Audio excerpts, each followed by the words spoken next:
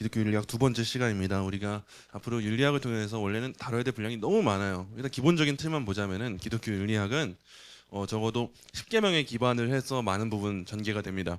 그래서 하나님 사랑에 대한 윤리가 1계명부터 4계명이 있고, 인간 사랑, 이웃 사랑에 대한 윤리가 5계명부터 10계명까지가 있어서 주로 거의 다 살피면 좋겠지만, 우리가 지금 너무 급변하는 시대 가운데 모든 걸 살피기에는 시간이 좀 부족한 것 같아요.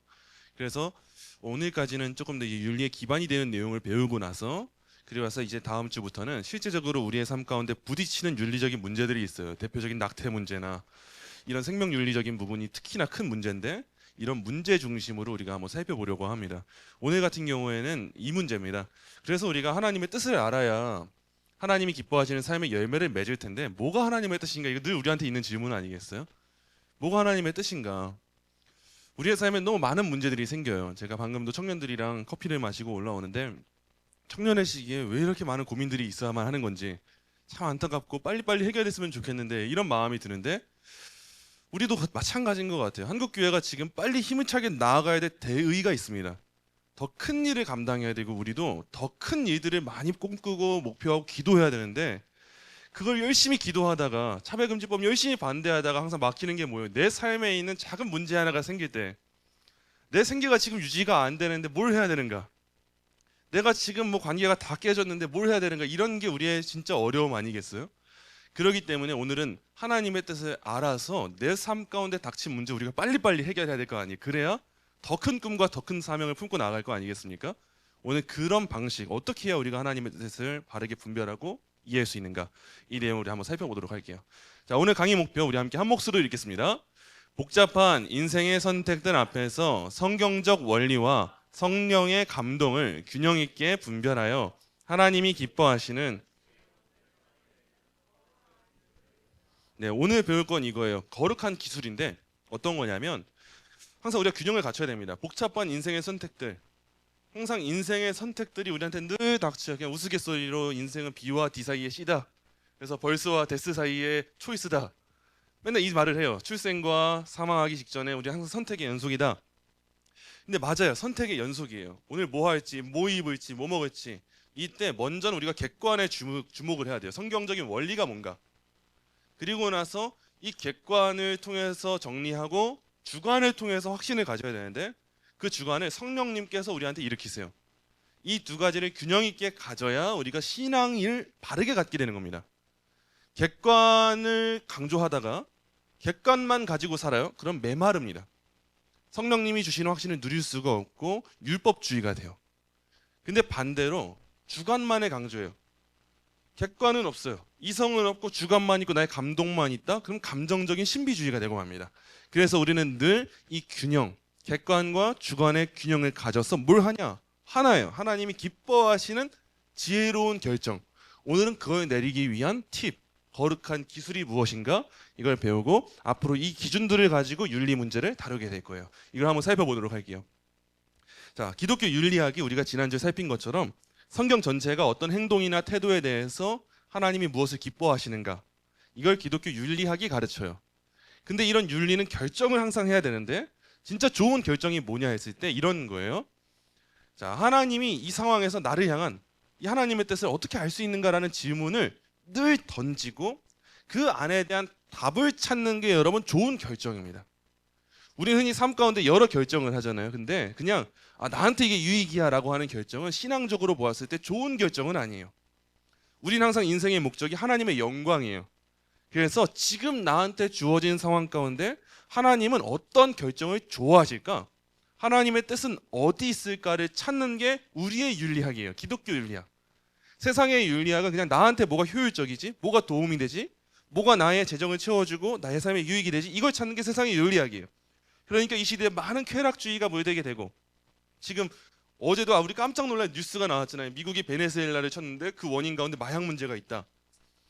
이것도 깜짝 놀랄 만한 일이잖아요. 왜 그렇게 많은 사람들이 쾌락에, 그 책임지지 않은 쾌락에 빠져들게 될까?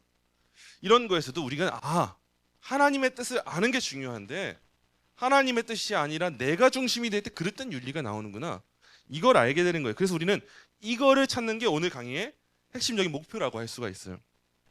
자, 근데 이 결정이라는 게 어려워요. 왜냐하면 스펙트럼이 너무 넓어요. 우리가 결정을 할 때 결정은 항상 딱 지금 이루어지는 결정도 있는데 지금 당장 이루어지지 않는 결정도 있어요. 자, 순간적으로 결정해야 되는 때가 옵니다. 그때가 언제냐? 이런 거예요. 예를 들자면 보디발의 아내가 유혹할 때 요셉은요. 1시간, 2시간, 3시간, 이틀, 3일 고민할 틈이 없었어요. 지금 당장 행동을 해야 됐던 게 보디발의 아내가 유혹할 때 요셉이에요. 요셉이 막 아내가 유혹하고 있는데 저 일주일만 생각해 볼게요. 이럴 틈이 없어요. 그래서 어떤 결정은 이렇게 당장 해야 되는 때가 옵니다. 근데 반대로 어떤 결정은 오랜 시간 숙고해야 되는 게 있어요. 예를 들면 이런 거예요. 진로. 그 대학 전공을 뭘 해야 되지? 이 사람이랑 결혼을 해야 될지 말아야 될지. 그 나라의 이런 법안들이 좋은 법인지 안 좋은 법인지 이건요 단시간에 되는 게 아니에요. 그냥 오늘 내가 TV 봤다가 이 직업 좋다 해서 직업 가지 않아요? 분명 오래 못해요. 대학 전공도 마찬가지예요. 이 학교 가면 내가 좋은 선택을 한 거겠지? 단시간에 정했다가는 다 나중에 자퇴하고 말아요. 이건 내 길이 아니다. 이런 것들에 대해서는 긴 시간이 필요한데 우린 이 시간들 가운데 하나의 목표를 삼고 결정을 해야 돼요. 그게 뭐냐면 어떤 게 예수 그리스도 안에서의 성품에 부합하는가. 요셉도 마찬가지였어요. 지금 당장 선택을 하는데 요셉이 예수 그리스도 안에서 선택을 하는 거예요.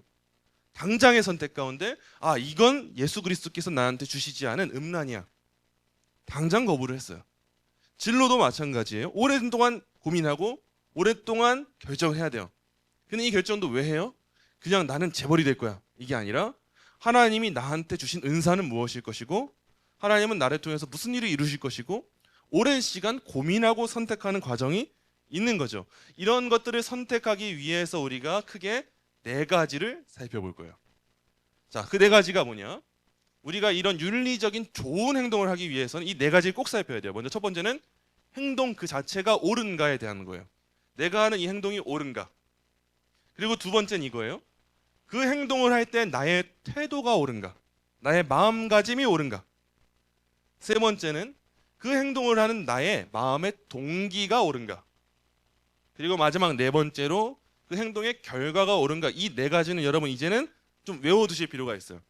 윤리적인 결정을 할 때 이 4가지를 외우면 우리가 기준이 생겨요. 행동 그 자체가 옳은가, 나의 태도가 옳은가, 나의 동기가 옳은가, 나의 결과가 옳은가. 이 4가지를 하나씩 짧게 보도록 할게요. 먼저 행동 자체입니다. 이건 뭐냐면요. 이 행동입니다. 행동이 성경의 명령에 부합하는가? 라는 질문을 먼저 던져볼 필요가 있어요. 내가 이걸 하기 전에 이게 부합하는 거야? 아닌 거야? 이런 거예요. 먼저 명백한 게 있죠. 성경에서는 살인, 간음 이런 거는 명백하게 금해요. 그리고 부모 공경 같은 것은 명백하게 명해요. 이런 것들은 다른 걸 생각해 볼 필요가 없어요. 그냥 하라는 건 하고 말라는 건 말아야 돼요. 그게 행동 자체에 대한 기준이에요. 근데 어려운 게 있어요. 자유의 영역. 흔히 이건 죄가 되기도 하고 죄가 안 되기도 해요. 디아스포라라고 하는 이런 영역이 굉장히 어려워요. 예를 들면 직업 선택. 직업을 선택하는 건 하나님이 성경에서 딱 우리한테 너 이거 직업 가져? 하신 적이 없어요. 넌 이 진로를 가야 돼?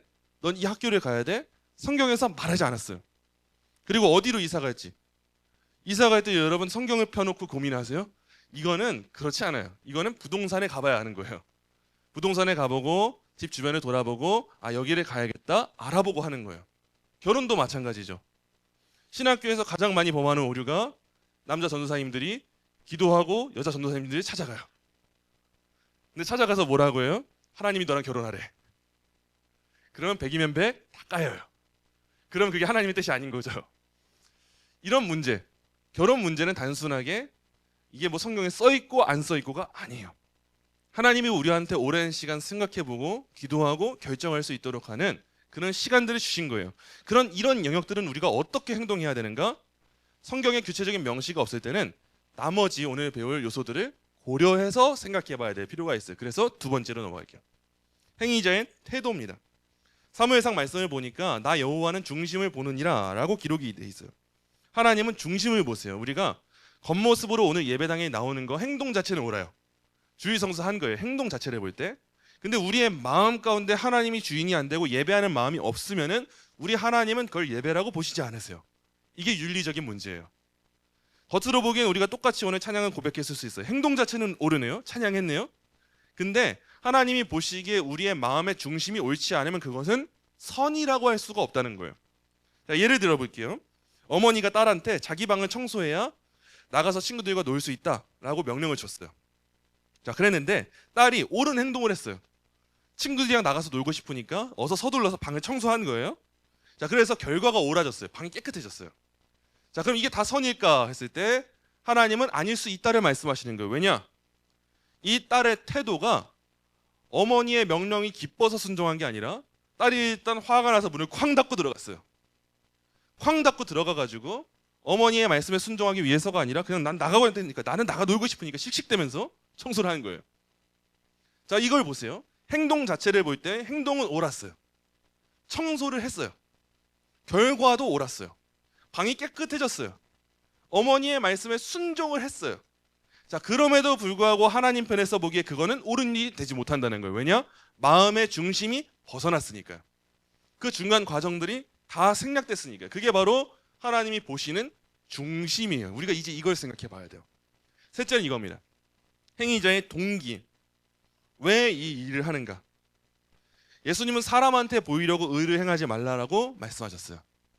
사람한테 잘 보이려고, 좋은 관계를 유지하려고 그렇게 행동하는 사람들이 많이 있어요.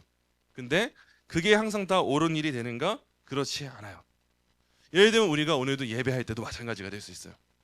예배할 때도 괜히 우리가 큰 목소리로 성경도 읽을 수 있고 더 열심히 기도할 수도 있어요. 근데 그런 우리의 마음가짐 가운데 이렇게 하면 사람들이 나를 좀 더 좋은 성도로 볼 거야 라고 하는 마음가짐이 있다 라면은 그게 옳은 윤리가 아니라는 걸 말씀드리는 거예요. 그리고 마지막 네 번째, 결과예요.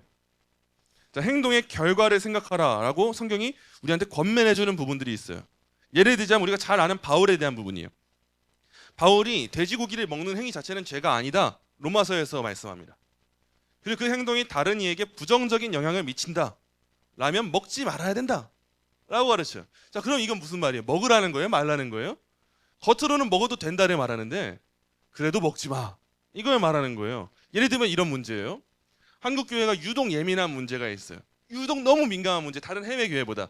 보통은 술, 담배 문제예요. 한국 교회는 다른 세계 기독교가 그만큼 예민하지 않은데 한국 교회는 많이 예민해요. 왜냐하면 초기에 기독교가 우리 한국에 들어왔을 때 선교사님들이 이 나라 조선을 봤더니만 개판이에요. 우리는 항상 조선을 좀 아름답게 미화하는 사극 드라마를 많이 보는데 당시 그 선교사님들의 증언과 역사 자료를 볼 때 조선은요, 남자들이 허구한 날 여자를 때리고 있어요. 남자들이 나가서 일을 안 해요. 근데 남자들은 항상 주막에 가가지고 여자들 데리고 놀고 있고 술 퍼먹고 낮에 널브러져 있는 거예요. 이런 조선을 보면서 선교사님들이 복음을 전하다가 생각하게 된 거예요. 이거는 복음만 전해서 될 문제가 아니라 이들의 삶의 근본적인 원인들까지 제거해야 된다. 이걸 파악하고 선교사님들이 복음을 전하면서 이 사람들에게 기준을 주기 시작했어요. 나가서 술 먹지 마세요. 담배 피지 마세요. 안 좋은 사람들과 어울리지 마세요. 나가서 일을 하세요. 아내를 사랑으로 대하세요. 이런 원리들을 제시했어요. 그러다 보니까 한국 교회 안에 좀 좋은 문화가 생겨났어요. 술, 담배의 문화를 교회 안에서 성경이 직접 다루고 있지 않은 영역이어도 성경 시대에 담배가 어디 있어요? 그럼에도 불구하고 어느 날 우리 시대까지 오니까 성도는 담배 피우면 안 되는구나. 교회 다니는 사람은 담배 피지 않아. 이런 문화가 생겨나게 된 거예요. 성경 어디에 담배 피지 마라라고 하는 명령이 없어요. 술 얘기는 나와요. 술 취하지 말라 이는 방탕한 것이니. 근데 여기서도 해석의 여지가 있겠죠. 그럼 취하지만 않으면 되는 것인가? 실제로 외국 교회를 보면은 목사님들이 성도를 신방할 때 고급 와인과 함께 신방하는 경우들이 있어요. 독일의 목사님들은 맥주를 마시면서 설교하시는 경우도 있어요. 미국의 신학교에는 흡연실이 있는 경우도 있어요. 그 나라의 문화권 안에서는 그게 큰 문제가 되지 않기 때문에 가능한 일이에요. 근데 한국 정서를 보세요. 한국 정서 안에서는 제가 여러분이 길에서 저를 보셨는데 길거리에서 혼자 쭈그리고 앉아서 담배 한 대를 너무 맛있게 피고 있는 거예요. 그러면은 와, 강도사님 진짜 행복하시겠다 이 생각이 드실 거예요? 마음에 근심 걱정이 드실 거예요? 그런 문제죠. 여러분들이 저를 만나셨는데 제가 청년들을 신방하고 있는데 곱창과 함께 소주를 먹고 있어요. 그러면서 청년과 함께 막 손을 부여잡고 기도하고 은혜로운 교제를 하고 있는 거예요. 그러면은 너무 좋은 신방이었겠다 생각하세요? 이러면 안 되는데 생각하시겠어요? 한국 정서 안에서는 문제될 여지가 너무 많아요. 흔히 말해서 덕이 되지가 않아요. 바울이 그걸 얘기하는 겁니다. 우상에게 바친 제물, 그런 고기들, 그거 먹는다고 죄가 아니에요. 그런 고기를 먹어도 돼요. 왜냐, 우상은 헛것이에요. 고기를 먹냐 안 먹냐의 문제가 아니에요. 근데 만약에 그런 바울을 보면서 낙심할 수 있는 성도가 있고 이후에 윤리적으로 좋지 않은 결과가 파생될 수가 있어요. 그렇다면 바울은 스스로 어떤 선택을 하냐 했을 때, 그렇다면 난 하지 않겠어라고 선택하고, 이걸 성도들에게 뭐라고 전하는 거냐, 나 안 할 건데 너희도 안 할 거지? 사실 이 말을 하는 거예요. 너희 해도 돼? 이건 자유의 영역이야 말하는 것처럼 보이는데 사실은 더 큰 눈치를 주고 있는 거예요. 사실 그러면 하면 안 되겠지? 그러면서 바울이 이 고백을 남기는 거예요. 그런즉 너희가 먹든지 마시든지 무엇을 하든지 다 하나님의 영광을 위하여 하라. 그래서 우리가 좋은 선택을 한다는 건 뭐냐면, 앞서서 다루었던 행동을 잘하는 거 중요해요. 자, 그리고 나서 그 다음으로 태도를 잘 갖는 거 중요해요. 동기가 좋은 거 중요해요. 근데 결과가 망가지잖아요. 가장 도루묵이 되는 거예요. 결과까지도 좋아야 그것을 우리는 좋은 선택, 좋은 윤리라고 하는 거예요. 히터 좀 줄여주시겠어요? 그럼 이런 선택을 하기 위해서 우리가 도움받을 수 있는 여러 출처들이 있을 텐데, 그 출처에 대해서 우리가 흔히 9개로 정리할 수가 있어요. 먼저 첫째는 이겁니다. 성경이에요. 우리가 어떤 결정을 할 때든, 신속하게 뭔가를 하든 오랫동안 고민하든 가장 먼저 우선돼야 되는 객관적인 건 성경인 게 분명해요. 성경은 오류가 없고 절대 권위가 있어서 우리가 항상 결정할 때 성경을 끼고 결정하는 게 맞아요. 이거보다 더 큰 건 없어요. 근데 이제 부수적인 걸 생각해 보는 거예요. 두 번째는 이겁니다. 상황이에요. 상황. 예수님이 망대를 세우기 전에 비용을 계산하라고 하셨어요. 자, 그럼 이거는 믿음이 없는 거예요? 우리가 흔히 건물을 지어야 돼요. 건물을 지어야 되는데 건물 지을 비용을 생각하지 않고 교회가 그냥 건축한다 생각해 보세요. 자, 우리 교회 부흥하고 있으니까 우리 건축합시다. 믿음으로 합시다. 근데 돈은 하나도 없어요. 은행에서 대출 나올 구멍도 없어요. 근데 그냥 해서 다 되는 걸까? 그게 좋은 윤리일까 했을 때 그렇지 않다는 거예요. 망대를 잘 세우라고 요구하시고 건면하신 거예요. 우리 의정부 지역도 그렇지만 최근에 한국교회 안에서 많은 교회들이 무리해서 건축을 했다가 이단의 교회 건물이 팔려나가는 경우가 정말 많아요. 지금 이 지역에서도 그런 일이 생겨나요. 이 근방에 있는 교회 하나도 제가 알기로는 하나님의 교회 건물이 팔린 거예요.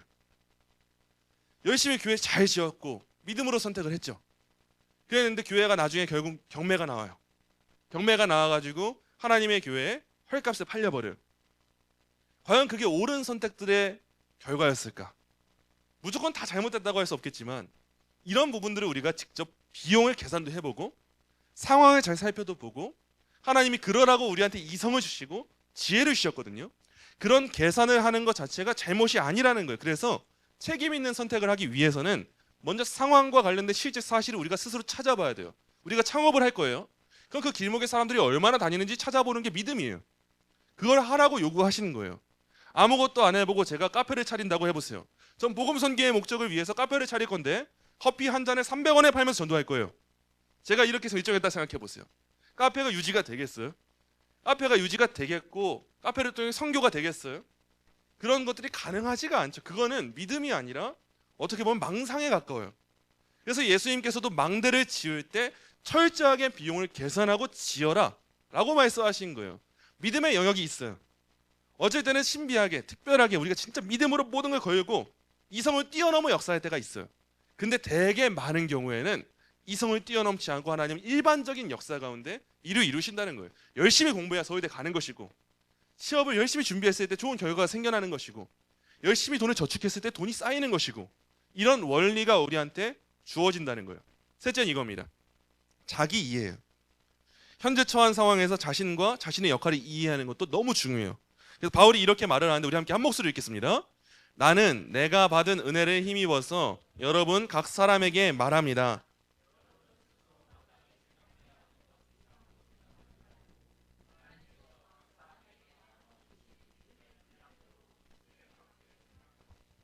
이게 너무 중요합니다. 신앙생활이라고 하는 걸 저는 아주 간략하게 설명해 보자면 저는 분수대로 사는 거라고 생각을 해요. 근데 그 분수가 너무 중요해요. 이걸 많이 생각해 봐야 돼요. 분수를 너무 과대평가해도 문제가 생기고요. 분수를 너무 과소평가해도 문제가 생깁니다. 내 분수, 하나님이 나에게 주신 역할을 뛰어넘어서 나를 이해할 때 주로 사람은 교만해집니다. 나한테 맡기지 않은 일인데 이게 마치 하나님은 나한테 맡기신 거라 생각하고 착각하면서 그게 하나님 일이라고 생각하고 뛰어드는 거예요. 예를 들면 이런 거예요. 지금 스스로 노엘이가 걷지도 못해요. 근데 저한테 갑자기 찾아와서 저는 북한 선교사가 될 거예요. 지금 갈 거예요. 말한다 생각해 보세요. 그럼 분수를 모르는 거예요. 하나님 지금 그런 거 요구하신 적이 없어요. 근데 또 반대로 생각해 보세요. 분수에 대해 너무 과소평가하잖아요. 그럼 어떻게 되냐? 사명을 감당하는 사람들이 사라지게 됩니다. 우리가 처음에는 겸손하게 고백하는 거 좋아요. 전 죄인이고요. 할 수 있는 거 아무것도 없어요. 맞아요. 우리는 구원의 측면에서는 할 수 있는 게 아무것도 없어요. 근데 하나님은 우리한테 하나님 나라의 일을 감당하라는 사명을 주셨어요. 각자에게 어떤 게 맞는 일일지는 몰라요. 누구는 청소를 할 수도 있고요. 누구는 기도를 할 수도 있고요. 누구는 물질을 후원할 수도 있고요. 누구는 어떤 봉사 현장에 갈 수도 있어요. 하나님이 각자한테 맡겨주신 은사가 하나도 없는 사람은 존재하지 않아요. 그 분수에 대해 명확하게 아는 사람들이 믿음의 분량대로 생각할 수 있게 되고 그 사람들이 옳은 선택을 하는 거예요. 아, 이게 하나님 보시기에 좋은 선택이다. 이런 삶을 사는 사람은 우리가 분수대로 사는 사람이라고 하는 거예요. 그냥 이 세상이 말하는 분수는 뭐예요? 그냥 이러려니 저러려니 그냥 내 삶에 안주하면서 사는 걸 분수라고 생각하잖아요. 성경이 말하는 분수는 그게 아니에요. 하나님 주신 것을 내가 어떻게 더 가공시킬까? 어떻게 더 올바르게 생각할까? 이걸 생각하는 게 분수예요. 네 번째는 이겁니다. 조언이에요. 성도들은 중요한 결정 내릴 때 항상 조언을 듣는 귀가 열려 있어야 됩니다. 하나님이 우리한테 신앙생활 혼자 하라고 안 하시고 교회로 모이시게 하시잖아요. 교회라는 공동체는 뭐냐? 말이 많은 공동체예요. 설교자는 말이 많아요. 설교해야 되니까. 성도들도 말이 많아요. 왜요? 교제해야 되니까. 근데 하나님 왜 우리한테 이런 공동체를 주실까? 단순합니다. 하나님을 통해 전해지는 말씀들이 성도 서로와 서로 간에 전해질 수 있도록 공동체를 주신 거예요. 우리 인간은 그렇게 합리적이고 객관적이지 못해요. 나 혼자 있잖아요. 나 혼자만의 이상한 철학이 생깁니다. 나 혼자의 그 옛날 말로 곤조가 생겨요. 나 혼자의 그 바뀌지 않는 무언가가 고집이 생겨요. 그래서 주변에서 누가 말을 해주지 않으면 내 생각이 다 맞는 것 같고 내 생각이 다 옳은 것 같고 내 생각을 벗어난 다른 사람이 다 잘못된 것 같아요. 근데 우리가 주로 바뀌는 장이 있어요. 그 장이 어떤 데냐? 사람들이 여러 모임대 갔을 때예요. 나와 다른 생각을 하는 사람들을 마주했을 때 처음에는 왜 저런 생각을 해? 하다가 그들이 다수라는 걸 발견해봐요. 그들이 다수고 내가 소수인 걸 발견하면 혹시 내가 틀린 거 아닐까? 생각해보기 시작해요. 그래서 교회도 어떤 교회가 좋은 교회냐? 다수가 신앙적으로 뜨거움이 있는 교회가 좋은 교회예요. 다수가 함께 성장하고 있는 교회가 좋은 교회예요. 다수가 함께 침체하고 있으면 그 안에서 내가 다수에 있으니까 나는 좋은 길 가고 있다라고 하는 생각밖에 안 들어요. 근데 만약에 우리 교회 모든 성도들이 다 북한 선교를 위해 기도하고 열심히 기도하고 참여하고 동참한다 해보세요. 그러면 그거 안 하는 한 사람이 이상해져요. 그럼 나 이렇게 살아도 되는 거야? 이 생각이 들기 시작해요. 그래서 우리한테 필요한 건 뭐냐? 좋은 선택하려면 우선 귀가 열려야 돼요. 가장 좋은 건 사역자들, 영적 지도자나 친구, 우리 성도들의 조언을 항상 귀 기울여 들어야 돼요. 기분 나빠도 왜 이런 말 듣게 하셨을까? 생각해보고 기도하는 거예요. 그리고 뭘 해야 되냐? 책이나 글도 읽어봐야 돼요. 특히나 교회의 역사적인 가르침, 신앙 고백서 같은 것들을 읽어보면서 귀가 열리고 눈이 열릴 때 좋은 선택을 하는 겁니다. 자, 다섯 번째는 이거예요. 환경의 변화입니다. 여러분, 우리는 흔히 환경이 바뀔 때 하나님이 날 밀고 가시나 보다 생각을 해요. 근데 이건 좀 주의 깊게 살펴볼 필요가 있어요. 환경의 변화는요, 하나님의 뜻을 암시할 수도 있어요. 근데 절대적인 기준은 아니에요. 우리가 흔히 이사 갈 때나 건강이 안 좋을 때나 무언가 고난이 닥칠 때 항상 믿음으로 생각하고 이해하는 거 좋습니다. 이게 하나님의 뜻이구나 판단해 보는 거 좋아요. 근데 항상 그게 절대적이지는 않아요. 바울의 경우를 보니까 박해라고 하는 나쁜 환경 때문에 언제는 도시를 떠나기도 해요. 근데 복음의 문, 좋은 환경이 열렸음에도 마음이 편치 않아서 무언가 떠날 때도 있어요. 나쁜 상황이어서 떠나기도 하는데 좋은 상황이어서 떠나기도 해요. 그래서 이 상황을 제대로 알기 위해서 우리가 이 9가지를 하나하나 다 비교해 봐야 돼요. 여섯 번째는 양심이에요. 여러분, 양심이라고 하는 건 옳고 그름을 감지하는 내적 감각기관이에요. 근데 이 양심도요, 항상 믿을 만한가? 아니요. 양심에 화인 맞은 사람이 꼭 있습니다. 우리 주변에 보면 진짜 양심 없는 사람 정말 많아요. 근데 이런 걸 통해서 우리가 뭘 알아야 되냐? 그럼에도 양심은 성경의 가르침을 볼 때 정말 중요한 수단 중 하나예요. 하나님 우리에게 역사하실 때. 그래서 무시해서는 안 되고 우리는 항상 선한 양심을 갖기 위해서 늘 기도하고 깨어있고 훈련해야 돼요. 그래야 양심에 옳은 귀를 기울일 수가 있게 돼요. 7번째, 마음이에요. 성경에서 말하는 마음은 도덕적인, 영적인 성향의 확신의 중심이에요. 그래서 시편 말씀을 보니까 하나님을 기뻐하는 자의 마음에 주시는 소원은 하나님의 뜻과 일치할 때가 많다라는 걸 알게 돼요. 그래서 우리가 늘 하나님을 기뻐할 때 우리 마음이 어떤 길로 가고 어떤 선택을 하게 돼요? 하나님 뜻에 부합한 선택을 하게 될 때가 많아집니다. 그래서 우리가 늘 영적으로 깨어있고 늘 기도하고 경건하기 위해 노력해야 되는 거예요. 우리 신앙이 마이너스 치고 있어요. 그때 우리 마음에는 흔히 죄짓고자 하는 마음이 가득하게 돼요. 근데 우리의 신앙이 너무 절실하고 결단하고 있고 각성하고 있을 때는 다릅니다. 그때는 늘 하나님 기뻐하시는 뜻을 선택하기 위해서 노력하게 된다는 거예요. 그리고 8번째가 너무 중요해요. 여러분, 사람의 영혼은 죽어도 생존합니다. 사람의 육체는 죽을 수 있어도 영혼이 사라지진 않아요. 영혼이라고 하는 건 너무 중요한 수단이에요. 바울이 아테네에서 우상이 가득한 것을 보고 그 영이 격분했다라고 성경에 기록이 되어 있어요. 그 영이 격분했대요. 그래서 이 영혼이라는 게 뭔가를 보니까 영혼은요, 이성적 판단 이전에 영적인 영역의 악을 주관적으로 판단하는 기관이래요. 때론 그래서 우리가 논리적으로 설명하기 어렵지만 이건 논리적인 게 아니에요. 굉장히 주관적이고 어떤 그 영적인 눌림과 영적인 분위기가 좋지 않다라는 걸 때론 우리 영혼이 감지할 때가 어쩌다 한 번은 있습니다. 특히나 신앙적으로 깨어있으면 그래요. 내가 이 무리에 속해 있으면 안 된다. 내가 지금 이 문화에 있으면 안 된다. 지금 우리 교회가 이래서는 안 된다. 지금 한국 교회가 이래서는 안 된다 라고 하는 그 감각을 우리 영혼이 갖고 있어요. 바울이 아테네의 우상이 가득한 걸 보고 마음에 그 영혼이 격분하잖아요. 마찬가지로 우리 영혼이 건강하고 깨끗하다면 우리 영혼이 그래야 돼요. 때론 시대를 보면서 그런 영혼의 격분함이 일어나야 돼요. 만약에 우리의 영혼이 늘 평안해요, 늘 괜찮아요, 이건 우리 영혼이 잘 가는 게 아니에요. 왜냐? 이 땅은 괜찮았던 적이 없어요. 천국은 괜찮아요. 근데 우리가 지금 이 땅은요, 지금 살아간 이 세상은 아테네와 같은 곳이에요. 그래서 우리가 직장을 가든 사회생활을 하든 나라 일을 보든 우리의 관계들을 보든 적어도 인생에서 몇 번이라도 우리 영혼이 격분하는 순간이 찾아와야만 합니다. 그게 우리 영혼이 깨어있다는 증거예요. 이대로라면 한국교회가 영혼이 죽어가는 것 같은데, 영적 분위기가 너무 안 좋은데 이 마음이 들어야 되는데, 만약에 이런 마음이 없다면 우리는 윤리적인 삶을 선택할 수가 없다는 거예요. 마지막 9번째예요. 그래서 우리한테 필요한 게 뭐냐?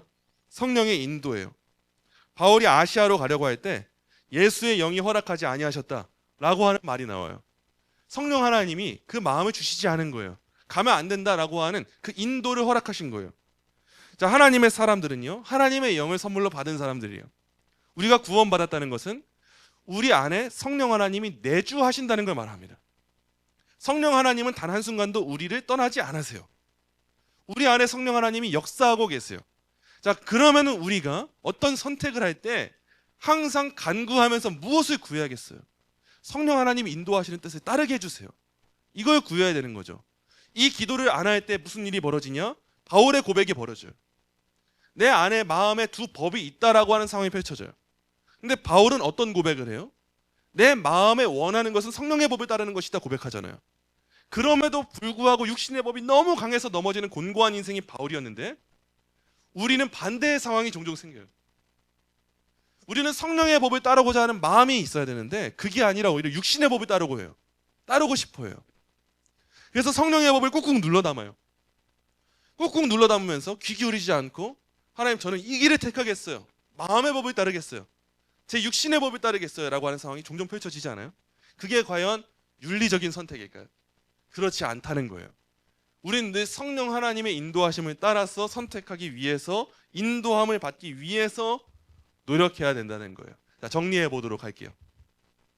우리가 이 윤리학의 중요한 기준이 되는 4가지 측면을 봤어요. 행동, 태도, 동기, 결과. 이걸로 보면 앞으로 윤리학이 다 평가가 돼요. 동성애 문제도 마찬가지고요, 낙태의 문제도 마찬가지고, 모든 문제가 다 판단이 돼요. 그리고 9가지 정보의 원천들을 다 살펴봤어요. 근데 중요한 게 있어요. 우리가 이렇게 9가지 다 살펴봤어도 적용하지 않으면 의미가 없어요.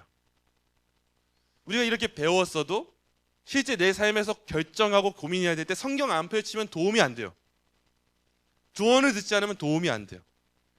그리고 이걸 통해서 우리가 고민하고 생각하고 평가하지 않으면 도움이 안 돼요. 근데 이런 결정을 할 때 결국 우리한테 필요한 게 뭐냐면 지혜입니다. 지혜라는 게 뭔가 했을 때 지혜는 이런 거예요. 단순히 지식을 쌓는 게 아니에요. 여러분, 지식과 지혜는 다른 거예요. 지식은 단순하게 설명하자면 아는 거예요. 근데 지혜는 단순하게 설명하자면 지식을 활용하는 게 지혜예요. 우리가 하나님을 아는 지식을 갖고 있을 때 그 지식을 갖고만 있고 알고만 있으면 유용한 게 아니고 쓸모가 없어집니다. 그 지식을 제대로 활용하는 사람이야말로 바르게 아는 사람이에요. 그런 지혜를 우리가 찾아야 돼요. 성경을 각 상황에 맞게 바르게 이해하고 적용하는 그 기술, 이걸 성경은 지혜라고 하는 거예요. 이 지혜가 있어야 우리가 올바른 선택을 하고 올바른 기준에 따라서 얻게 돼요. 근데 이 지혜를 어떻게 얻게 될까요? 우리한테 이게 필요한데 그럼 이 지혜를 어떻게 얻게 되는가? 당연한 원리예요. 이 지혜는 누구한테서 오냐? 하나님에게서 와요. 그래서 잠언서의 말씀을 보면은 여호와를 경외하는 것이 지혜의 근본이라고 기록이 되어 있어요. 하나님께 구하지 않고서는 우리에게 오지 않아요. 그래서 우리가 뭘 해야 되냐? 단순합니다. 구해야 돼요. 간절하게 구해야 돼요. 하나님, 지혜 주세요. 하나님, 저에게 지혜가 필요해요. 저에게 지혜가 있어야 하나님의 뜻에 맞는 선택을 할 수 있습니다. 지혜 주세요.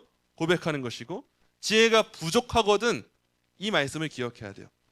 야고보서 1장 5절부터 8절 우리 함께 한 목소리로 읽겠습니다. 너희 중에 누구든지 지혜가 부족하거든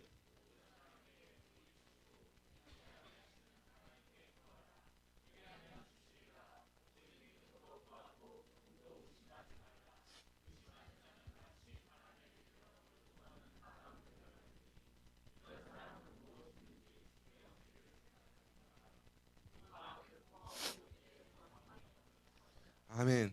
여러분, 우리가 모두 간구해야 될 내용은 이거예요. 우리는 지혜가 부족해요. 우리가 바로 이 누구든지예요. 우리는 지혜가 부족하잖아요. 그럼 뭐 해야 되냐? 모든 사람에게 후히 주시고 꾸짖지 아니하시는 하나님께 구해야 돼요. 하나님 어떻게 후히 주신지 어떻게 알아? 예수님 주셨잖아요.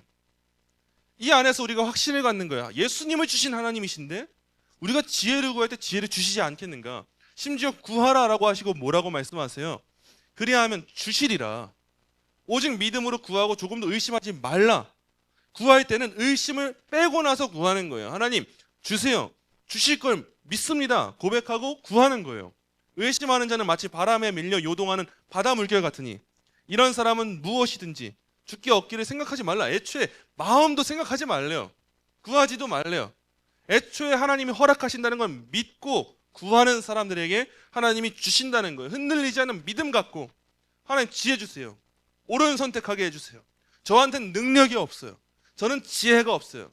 저는 지혜가 없기 때문에 지식을 활용하지 못해요. 그래서 저는 망할 존재예요. 하나님의 주시는 지혜가 필요합니다.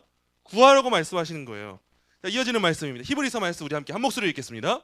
믿음이 없이는 하나님을 기쁘시게 하지 못하나니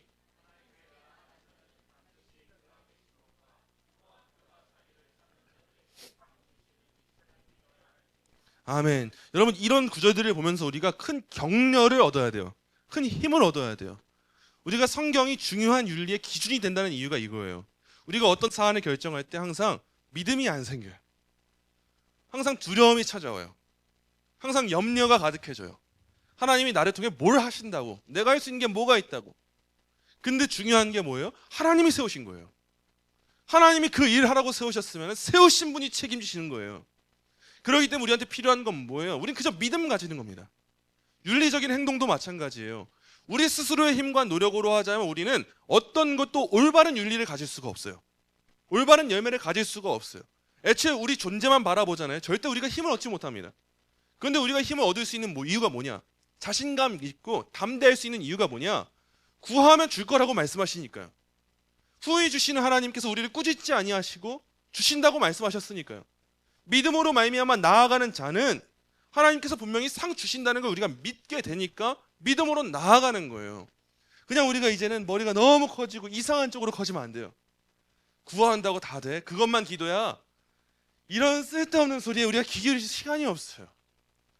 요즘 기독교 방송을 보면서 진짜 저는 너무 열불이 나요. 쓸데없는 말만 해요. 그것만 신앙입니까? 성경은 성경으로 전하면 답니까? 우리가 전도를 할 때 불신자들은 성경도 안 믿는 사람들인데 성경에서 이렇게 말하니까 성경의 말이 맞아요라고 말하는 게 맞습니까? 이런 좀 언변으로만 막 들어는 말을 하는데 열불이 납니다. 성경은 우리가 명확하게 믿어야 돼요. 우리 안에서 먼저 확신이 있어야 돼요. 우리가 성도로서 세상에 나아가 전도를 합니다. 전도를 할 때 세상 사람들이 보기에는 미련해 보이는 방식으로 전도를 할 수밖에 없어요. 세상 사람들이 보기에 우리 예수 그리스도인들은 정말 미련하고 망할 인생처럼 보일 수밖에 없어요. 아니, 이 시간을 왜 허비하고 있는 거야? 왜 일주일에 한 번뿐인 그날에 가족과 함께 여행도 안 가고, 왜 교회에 간다 그러고, 교회에 헌금을 하고 있고, 왜 하나님 앞에 감사한다고 말하고 있어? 너가 열심히 한 거면서. 이렇게 말하는데 우리가 할 수 있는 말이 뭐 있어요? 예수 믿으세요. 안 그래도 우리 무식하다고 말하는데 그들이 보기에 무식하다고 하는 그 말을 할 수밖에 없잖아요. 우리 입에서 그 말밖에 안 나오니까. 성경에서 말하기를 예수 믿으라고 전하라고 하니까 우리는 그저 할 수 있는 게 그거밖에 없어요. 근데 이런 행동을 가지고 요즘 기독교 방송에 나오는 작용화된 신학 교수들은 너무 기독교가 무례하다 말하는데, 그게 무례한 건 어쩔 수가 없어요. 우리 안에서 터져나오는 이 갈망 가운데 예수 믿으라고 하는 말이 나올 수밖에 없다면 우리 그거 할 수밖에 없어요. 우리가 세련될 수 있는 여러 가지 행동들이 있겠죠. 근데 그럼에도 본질은 명확해요. 예수 믿어야 되는 거예요. 그게 전도 아니에요? 이런 전도가 무식해 보이고 미련해 보여요.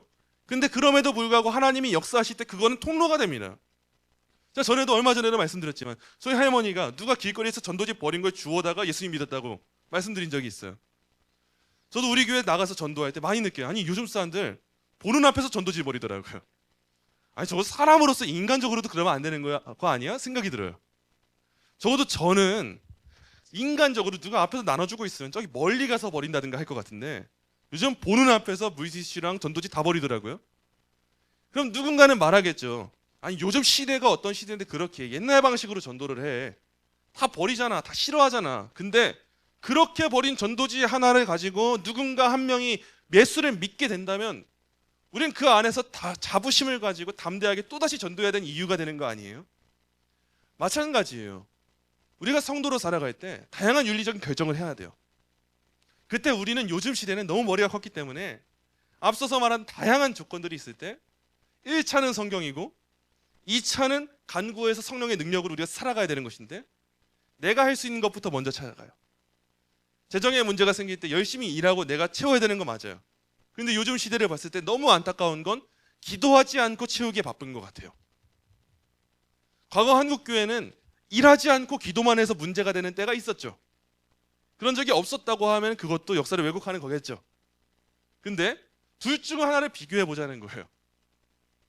세상에서 아무것도 안 하고 교회에서 기도만 하고 있는 것과 세상에서 다 하고 교회에서 기도 안 하는 거 비교한다면 저는 비교적 과거의 신앙이 더 좋았던 것 같아요. 지금 이 시대 현대인들을 볼 때 마음의 중심에 하나님을 온전히 신뢰하는 확신이 많이 사라진 것 같아요. 나에 대한 확신은 늘어만 가는데 하나님은 능히 하실 수 있다라고 확신이 너무 많이 사라져 있는 것 같아요. 전 다시 한국교회가 이 믿음을 회복해야 된다고 믿어요. 하나님이면 하실 수 있는 거예요. 하나님이면 우리한테 지혜를 주실 수 있는 거예요. 우리한테 막힌 문제들 기도하면 해결이 되는 겁니다. 하나님께서 어떤 선한 방식으로 인도하실지 몰라요. 우리가 생각하는 방식이 아니었을 수 있어요. 그러나 우리가 지혜를 구하고 믿음으로 기도하고 나아갈 때 하나님께서는 그분의 뜻에 가장 옳은 길, 가장 좋은 열매대로 우리의 삶을 인도하신다는 거예요. 그러므로 여러분 꼭 기억하세요. 앞으로 윤리의 문제 다룰 때 우리가 믿는 하나님은 상 주시는 분이에요. 그 하나님께 우리가 간구하고 나가는 겁니다. 그래서 앞으로도 기도하실 때 하나님 앞에 성령님께 그 조명하심의 은혜를 늘 간구하시면서, 하나님, 저는 지혜가 부족합니다. 제 힘으로는 옳은 결정할 수가 없습니다. 제게 지혜를 주세요. 옳은 길로 인도해 주세요. 제가 안 좋은 걸 택한다면 그 길 막아주세요. 그리고 좋은 길을 열어주시고 좋은 동역자 만나게 하시고 좋은 선택을 할 수 있는 믿음 허락해 주세요. 이런 간구를 가지고 나아가는 저와 여러분 되시길 소망합니다.